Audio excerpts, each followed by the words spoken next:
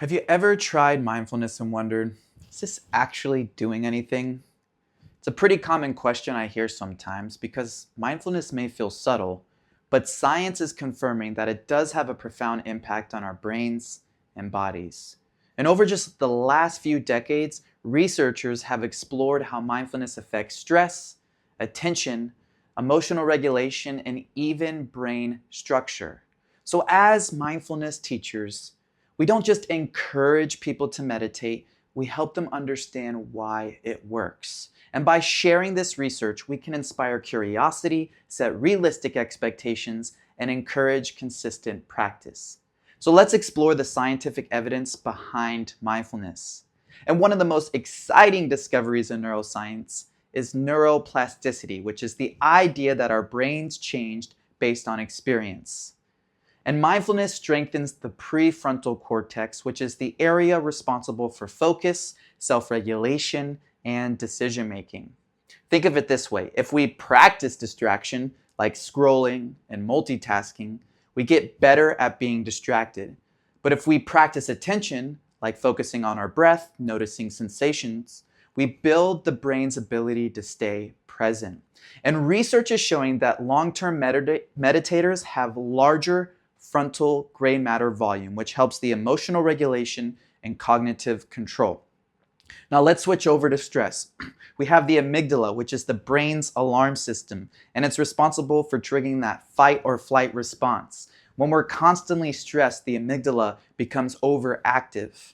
But studies are showing that mindfulness practice can actually shrink the amygdala, making it less reactive to stress. For example, one study found that people who practiced mindfulness had lower stress hormone levels, even when exposed to those stressful situations. This tells us that mindfulness doesn't just remove stress, but it really changes how we respond to it. And then we have our default mode network, which is a part of the brain's responsible for mind wandering and self-referential thoughts, or really that inner monologue. So overreactivity in the default mode network, it is linked to anxiety, depression, and rumination. Have you ever found yourself caught up in that endless loop of overthinking? That's the default mode network. So mindfulness has been shown to quiet the default mode network, making it easier to stay present. So mindfulness, it's not eliminating thoughts, but it is changing our relationship with them. So now that we've talked a little bit about the science, let's talk more about the expectations. Mindfulness is not a quick fix.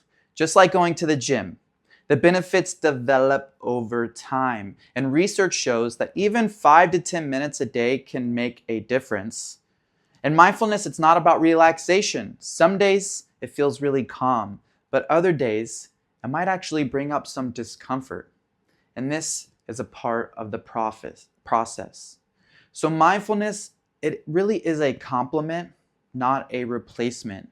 It can support mental health, but it should not replace medical or psychological treatment. And here's a helpful analogy. When you go to the gym, you don't expect to do one push-up and suddenly have muscles.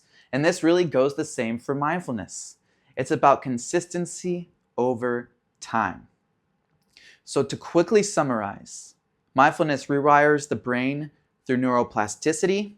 It reduces stress by shrinking the amygdala, and it tames overthinking by quieting the default mode network.